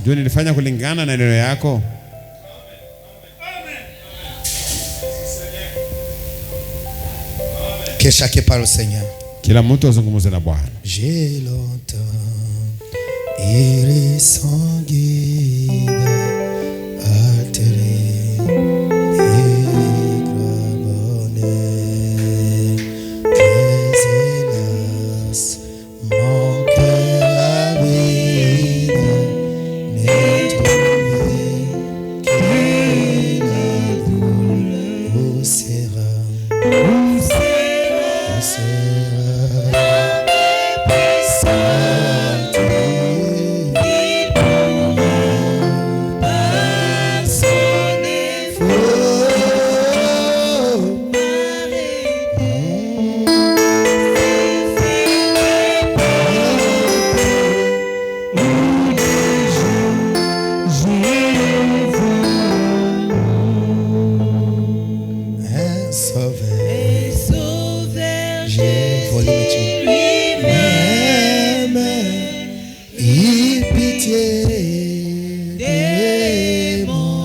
Que chacun parle au Seigneur, prions le Seigneur. Il me dit, je t'aime, j'ai versé mon sang pour toi. Oh Jésus, âme puissante, m'a sauvé de mon tombeau.